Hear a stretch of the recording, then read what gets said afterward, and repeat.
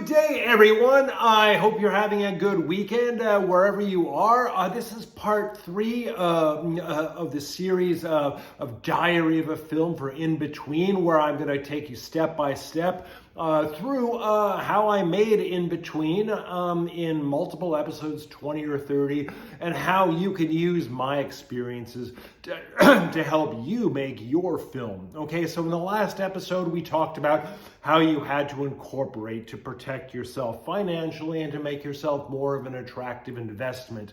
Now today, we're going to talk about the first step towards making a deck. A deck is something that you do. It's like a presentation to show potential investors, okay? And in the deck, you're going to have multiple things, and we'll talk about it over the next couple of weeks. But the first thing that you're going to have to do is have varying synopsises and summaries of your film. Now, you need to have 3 different synopsises and 1 plot summary, okay? And I'm going to tell you exactly what's needed for each one of them. The first is basically a 1-sentence synopsis. You have to boil your film down into 1 sentence about the kernel of what this film is about without any details at all, and it can't be a run-on sentence. Here's an example for Inbetween.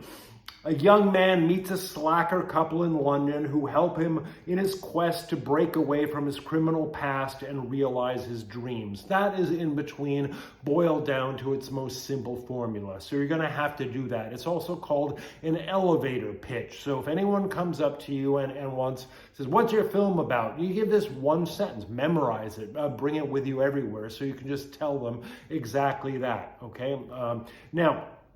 Then you're going to have to do a short synopsis, and this short synopsis should maybe be 3 sentences long. It's just going to flesh it out a little bit more because in the elevator pitch there isn't anything that tells you what the details of the film, and we have to flesh it out. So for Inbetween, I say Inbetween is the story of Jan, a bomb maker and aspiring painter who's trying to change his life and escape from his past involvements with a terrorist organization based loosely on the Baader-Meinhof gang and the SLA. Remember Patty Hearst? That's the SLA.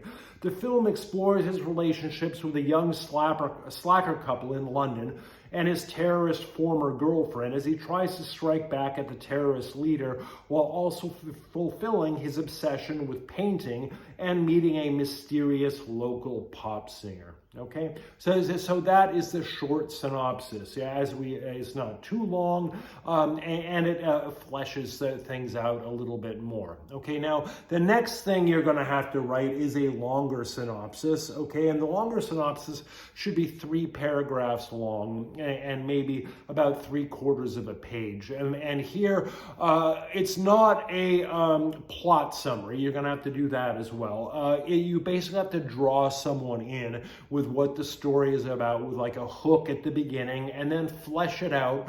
But you don't give away any spoilers. You don't say how it ends. You basically draw someone in and bring them into the film, bring them into the mind of the main character and what the film is really about. I've had to write this for Inbetween, for literary agents for the novel version. It's basically a query letter, okay? So it should be like 3 paragraphs, 3/4 of a page. So for mine, I said Jan Markowitz is a young American bomb maker and aspiring artist trying to escape from his involvement with a secular terrorist organization dedicated to the destruction of American corporate power and globalization. He backs out of a Heathrow bombing plot when the photo of a mysterious woman awakens him to the futility of violence as a means of social change. He takes refuge with a young slacker couple in London, the enigmatic Martin and enchanting Lisi, with whom he quickly develops a close bond. Jan then begins to use his former girlfriend and chilling terrorist accomplice Rosalind, or is she using him, to get at Loinstra, the terrorist leader. Okay, and as the plot unfolds, Jen becomes obsessed with meeting the woman in the photo, who turns out to be a local pop singer, while Martin sinks into a paranoid delusions, and Lisi prepares to go on a voyage to Burma to fulfill a vow she once made to her deceased father. Jan begins to paint portraits of the singer while also planning and then executing an attack on Loinstra's hideout. In a moment of inspiration, he tries to meet the singer, but it turns out Loinstra has other plans, and the story comes to a riveting crescendo on Tower Bridge. That's all I say. So I do summarize it, but from a bird's eye view. I'm not going blow by blow. And that essentially is the synopsis. Now, I have a follow-up paragraph that's also useful, where you compare it to other films or other books that were successful. I say set in 1993 in London, New York, and Tokyo. Inbetween is as much a psychological drama as it is a stylish thriller and intimate dialogue on the nature of love, obsession, and inner transformation. Inspired by earlier film successes, Performance and The Crying Game, but with the raw energy of Mike Leigh's Naked, Inbetween portrays a dark underworld filled with hypocritical terrorist leaders and petty drug dealers against a dreamy, almost hallucinatory counterworld in which each character is locked in a universe of their own personal obsessions. Yet the message is life-affirming, as Inbetween is ultimately about love and redemption in the face of violence and futility. Okay, so that is your longer summary, okay?